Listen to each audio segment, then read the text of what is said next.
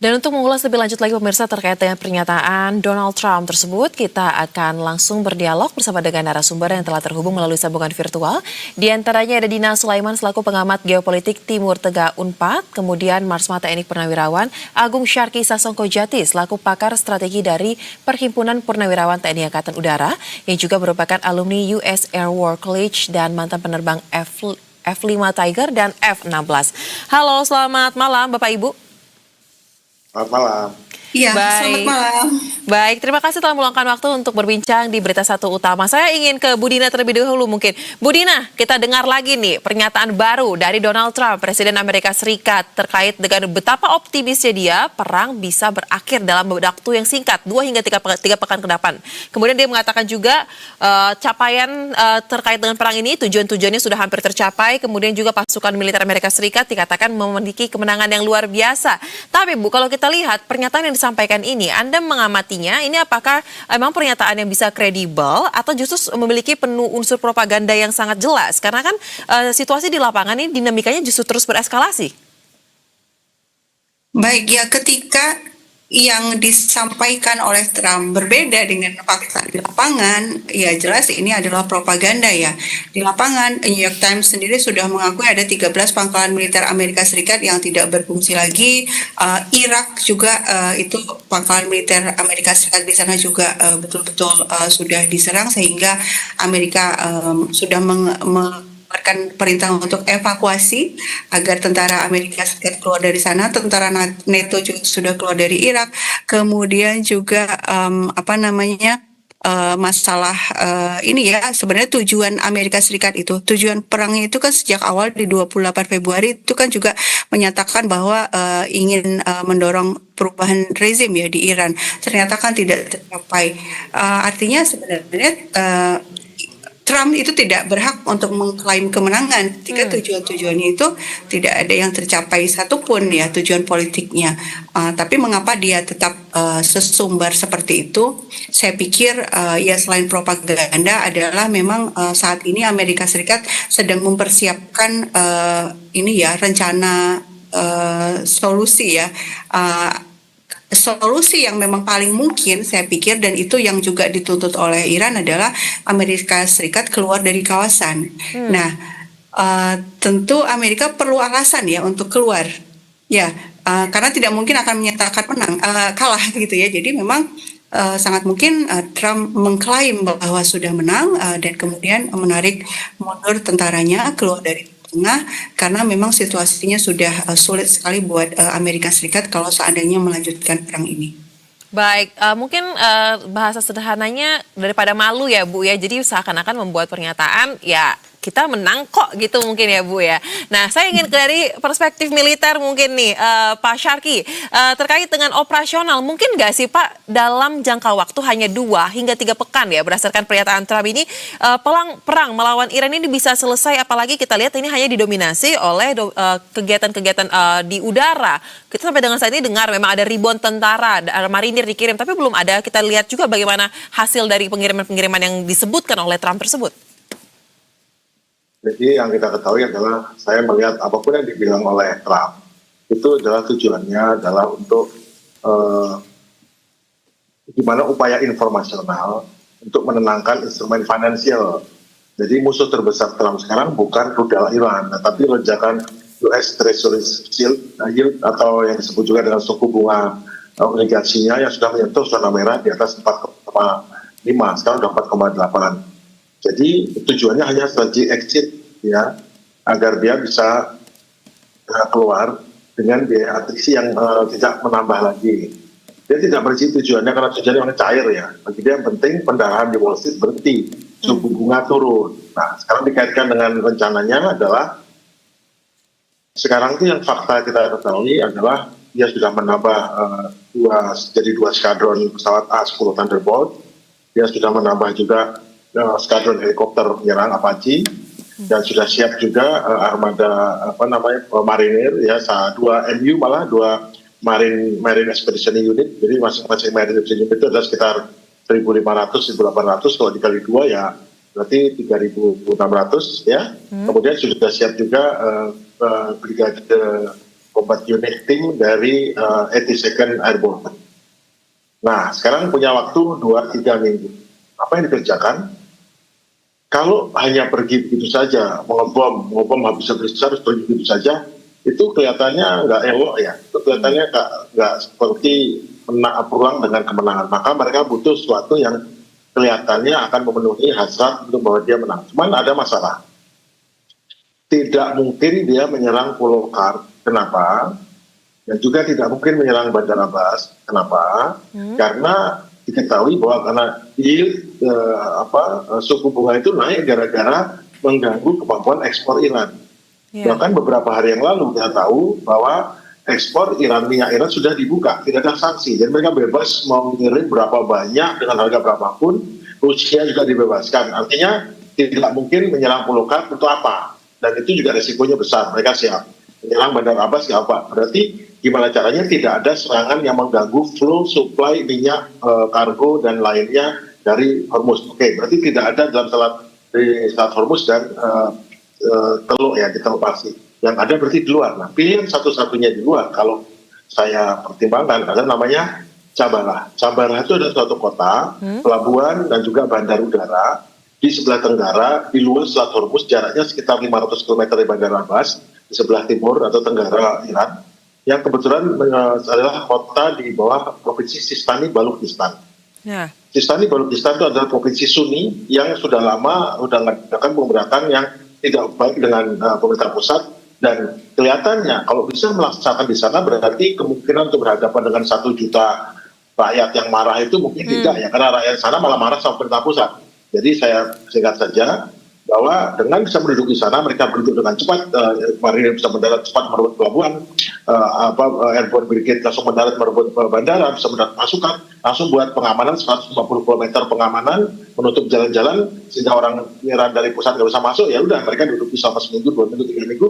Nah, di sana bisa menampilkan bagaimana mereka menaklukkan ini, bisa membuka masuk dalam bangker-bangker rudal yang di sana. Ya lumayan kan, habis itu bisa negosiasi lagi, habis itu baru pergi. Dan perginya juga enak, kan itu langsung laut bebas, langsung bisa naik kapal, langsung naik pesawat, bisa. Mungkin juga ini udah koordinasi sama Iran, mungkin juga, kita nggak tahu kan, dunia penuh dengan tangguh sandiwara ya, jadi ya kita nggak tahu, tapi menurut saya kalaupun melakukan serangan pasti di situ, tidak mungkin di tempat lain. Baik, baik. Nah, kemudian kalau begitu Pak, dengan analisa tempat yang mungkin menjadi target ini juga semakin sempit ya, atau mereka sangat maju kena, mundur juga kena nih sepertinya Amerika ya. Nah, lantas kalau begitu Bu Dina, apakah Anda melihat di kondisi hari ini sebenarnya kita sudah melihat kondisi perang di Timur Tengah khususnya Iran versus Amerika dan Israel ini memasuki fase endgame-nya, atau justru bisa jadi dalam waktu dekat kita akan melihat suatu tindakan yang tiba-tiba ini bertolak belakang dengan apa yang dikatakan lagi, karena kan yang ngomong ini Trump. Kalau kita lihat apa yang terjadi dalam beberapa hari terakhir ini, kan Iran itu terus melakukan serangan balasan yang setara dan bahkan lebih ya, karena sudah disampaikan oleh Iran kalau misalnya situs ini diserang, kami akan balas. Kalau ini diserang, kami akan balas. Dan terakhir itu sudah ini serangannya tidak lagi dibalas mata, tapi kita lebih dari itu. Dan kita lihat yang berita yang kemarin itu Israel itu betul-betul diserang sangat masif ya oleh Iran. Artinya dengan ketiadaan atau lumpuhnya pangkalan-pangkalan militer Amerika Serikat di Teluk, itu lapisan-lapisan pertahanan yang selama ini melindungi Israel itu juga sudah lumpuh. Nah, kemudian Iran juga sudah mengeluarkan pernyataan juga ya, akan menargetkan 17 perusahaan teknologinya Amerika Serikat yang ada di kawasan, perusahaan-perusahaan yang kemuka ya, misalnya Palantir, Microsoft, Google, Nvidia, dan lain-lain. Kalau Amerika Serikat masih terus berkeras menyerang Iran dan membunuh rakyat sipil di Iran, artinya resiko yang diterima oleh Amerika Serikat, terutama dari kalangan pebisnisnya, itu juga akan bertambah. Sehingga ini akan hitung-hitungannya, akhirnya saya sih meyakini bahwa hitungan ekonomi akan menang gitu ya. Sampai kapan Trump bisa menahan keluhan atau kesulitan yang dialami oleh para pebisnis yang notabene juga para pendukung politiknya. Nah, saya pikir ini memang strateginya Iran, yaitu membuat kerugian yang ditanggung oleh Amerika Serikat terus membesar, sehingga pada akhirnya memang keputusan yang bisa atau masuk akal diambil oleh Amerika Serikat ya memang menghentikan serangan. Selama Amerika masih menyerang, Iran akan terus membalas, dan Iran Ya. kelihatannya sangat percaya diri ya dari sisi persenjataan, dari sisi cadangan senjata dan keberanian dan moral itu Ya. juga terlihat betul-betul tidak ada tanda-tanda bahwa akan mundur, dan rakyat Iran itu sejak 28 Februari sejak gugurnya pemimpin mereka Ayatollah Ali Khamenei itu terus memenuhi lapangan-lapangan di berbagai kota untuk menunjukkan ini kita siap untuk membela negara, dan kita nggak takut meskipun diserang terus-menerus oleh Israel dan Amerika Serikat. Nah, artinya kalau ditanya apakah ini endgame, saya pikir ya, gitu ya. Karena tuntutan dari Iran kan sudah jelas ya, dia tidak mau gencatan senjata, dia Ya. maunya perang dihentikan dan ada jaminan Amerika Serikat dan Israel tidak akan menyerang lagi. Nah, jaminannya itu seperti apa? Jaminannya ya berarti kan Amerika Serikat harus keluar dari sana. Tidak ada lagi pangkalan militer Amerika Serikat di kawasan. Baik. Nah, itu yang saya pikir Iran ketika bertahan dengan tuntutannya, sementara di lain pihak Amerika Serikat juga terus berdarah-darah, pada akhirnya Amerika akan mengambil langkah yang rasional, Ya. yang memang masuk akal untuk kepentingan nasional sendiri. Sekarang memang seberapa besar ini mereka bisa menekan Trump ya, karena memang kalau dari sisi Trumpnya sepertinya memang sulit diprediksi, tapi Ya, betul. mudah-mudahan ada sesuatu yang akhirnya bisa membuat Trump bersikap rasional ya. Baik, baik. Nah, saya ingin masuk soal tadi yang Ibu katakan tujuannya ataupun jaminannya salah satunya adalah agar terkait dengan pangkalan Amerika Serikat yang berada di kawasan ini angkat kaki ya, kurang lebih seperti itu ya Bu Dina. Nah, dari perspektif militer nih Pak Syarki, apakah bisa Pak direalisasikan dalam waktu yang tidak terlalu lama mungkin terkait dengan permintaan atau jaminan yang diinginkan oleh Iran terhadap kondisi perang ini kepada Amerika dan juga Halo? Israel? Pak, halo? Halo, Baik, Pak Agung masih terhubung dengan kami? halo. Ya, terhubung. Baik, baik. Pak Agung, tadi kan disinggung juga bahwa ini sepertinya sudah memasuki fase dari end game-nya. Nah, tapi salah satu permintaan atau jaminan yang dimintakan oleh Iran adalah agar pangkalan Amerika Serikat yang berada di kawasan ini tidak lagi ada. Nah, pertanyaan Pak dari sisi militer, Pak, apakah ini mungkin, Pak, bisa dilakukan? Apalagi kita lihat egonya Amerika kan superior sekali nih sebagai negara adidaya nih katanya kan. Nah, apakah bisa, Pak, bisa dalam waktu yang tidak terlalu lama mungkin kita lihat beriringan secara simultan dan paralel ini akan terjadi?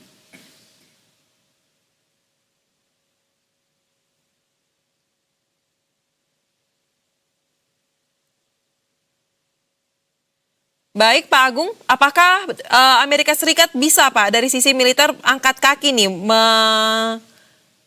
menghapus seluruh pangkalan militernya dari wilayah Teluk atau kawasan?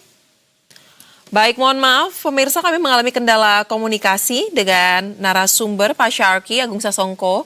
Kita akan coba untuk hubungi kembali, tapi saya ingin ke Bu Dina dulu. Bu Dina, tapi mungkin nggak sih Bu, Amerika mau Bu untuk memenuhi permintaan tersebut? Karena kan persebaran terkait dengan pangkalannya ini kan sangat banyak Bu, tidak hanya di satu negara, apalagi sangat vital juga perannya. Kalau kita lihat sejarah perang-perangnya Amerika Serikat ya, ketika Amerika Serikat perang melawan Vietnam, akhirnya Amerika keluar loh dari Vietnam. Padahal Vietnam itu kalau dibandingkan dengan Iran sekarang itu kan jauh sekali ya dari sisi kemampuan militernya. Tapi perlawanan orang-orang Vietnam itu luar biasa sehingga Amerika Serikat tidak punya pilihan selain keluar. Plus waktu itu tekanan dari dalam negeri ya, memang menolak perangnya luar biasa orang-orang Amerika. Waktu itu, dan hari ini itu pula yang terjadi kan. 8 juta orang loh demo beberapa hari yang lalu, ya antara ini yang menuntut supaya nggak ada lagi perang gitu kan, karena perang itu membebani anggaran negara dan mengorbankan kesejahteraan rakyat kan seperti itu. Kemudian Afghanistan. Taliban itu kalau dari sisi kekuatan jelas jauh di bawah Iran. Tapi 20 tahun Amerika Serikat menduduki Afghanistan, nggak bisa juga itu menundukkan Taliban, akhirnya keluar. Lalu Irak 2003 diduduki dari 2003, 2011 akhirnya keluar juga. Sama karena masalah beban biaya juga tekanan dari dalam negeri. Nah saat ini pun skenario ini juga sangat mungkin ya, beban biaya tekanan ekonomi luar biasa kalau kita bicara soal Hormuz gitu kan. Ya. Memang betul Amerika Serikat tidak bergantung dengan minyak yang dari Hormuz, tapi kan negara-negara sekutunya bergantung dengan minyak dan turunan-turunan petrokimia ya dari Hormuz. Dan negara-negara ini kemudian yang membeli surat utang dari Amerika. Amerika itu sangat bergantung ekonominya juga dari penjualan surat utang gitu kan. Nah, dan investasi dari negara-negara Teluk. Nah, Teluk juga sudah mau jual-jualin investasinya. Artinya Ya. apa ini? Artinya tekanan ekonomi dan juga tadi berbagai faktor yang tadi saya ceritakan itu yang membuat skenario bahwa Amerika Serikat keluar dari kawasan itu mungkin. Baik. Itu sangat realistis sih Bu ya, karena ya ujung-ujungnya ketika kondisi ekonominya semakin carut-marut, mau nggak mau harus menelan ego ya. Nah, saya ingin dari perspektif militer mungkin dilengkapi oleh Pak Syarki. Pak Syarki sudah terhubung lagi Pak, mendengar suara dari studio?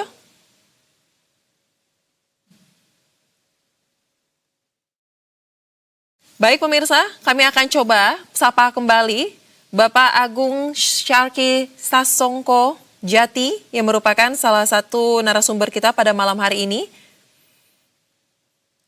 Merupakan Marsma TNI Purnawirawan dan juga alumni US Air War College dan mantan penerbang F-5 Tiger dan F-16. Pak Agung, sekali lagi kami coba sapa. Pak Agung. Baik, sepertinya masih terkendala terkait dengan akses komunikasi pemirsa. Saya akan langsung saja ke Bu Dina sebagai closing statement nih. Bu Dina, dengan kondisi yang ada saat ini Bu Dina, menurut Anda apakah memang saatnya kita juga Indonesia juga selain tadi kita ya lihat bagaimana bereskalasinya konflik ini dan sudah memasuki fase yang ada menuju endgame ya. Kalau kita lihatnya, ini juga menjadi momentum yang tepat nih untuk kita juga berbenah terkait dengan bagaimana langkah-langkah kebijakan politik luar negeri kita, karena kan kita juga harus menyesuaikan karena ada dampak-dampak yang ternyata negara-negara yang jauh dari titik konflik aja juga merasakan dampaknya. Seperti apa Bu Dina? Silakan. Ya tentu yang paling penting kita lakukan dalam waktu singkat adalah mitigasi ya. Kita sekarang sudah merasakan dampaknya yaitu suplai minyak ya. Dan yang penting dilakukan untuk mengatasi hal ini adalah mendekati Iran kan. Karena Iran itu tidak menutup Selat Hormuz, tapi dia mengatakan yang boleh lewat adalah teman kami, adalah pihak yang tidak membantu Amerika Serikat dan Israel. Artinya perlu ada langkah diplomatik untuk langsung kepada Iran dan mengatakan secara terbuka kita mendukung hak Iran untuk melakukan perlawanan atas agresi yang dilakukan oleh Amerika Serikat dan Israel. Dan Amerika Serikat dan Israel ini melakukan kesalahan dengan agresi itu, melanggar pasal 2 Piagam PBB. Sesederhana itu sebenarnya supaya kemudian kita suplai minyak kita dari Timur Tengah bisa lancar dan kita selamat ya dari krisis energi ini. Ini saya pikir penting dilakukan dengan segera dan juga ini ya apa sih maksud saya, kita perlu melihat negara tetangga kita sudah melakukan hal yang sama dan berhasil gitu. Mudah-mudahan pemerintah saya pikir bisa mengevaluasi lagi langkah-langkahnya dan kita melihat bahwa Amerika Serikat sekarang kan tidak sekuat yang dulu ya. Baik. Artinya ketika dunia sudah melihat Amerika powernya sudah jauh menurun, berarti kita sebenarnya punya kekuatan untuk lebih berani lagi dalam mengambil keputusan-keputusan. Baik, kita akan kawal terus dan kita dorong terus ya Bu dengan diskusi-diskusi yang sangat substantif dan juga membangun ini agar ada langkah-langkah konkret juga menyikapi terkait dengan kondisi dinamika yang ada dan kita juga tidak ikut ketinggalan di belakang terkait dengan dampak yang bisa saja kita alami. Terima kasih Bu Dina untuk ulasan dan juga analisa yang sangat tajam dan menarik serta tadi Pak Agung Syarki. Salam sehat, selamat kembali beraktivitas.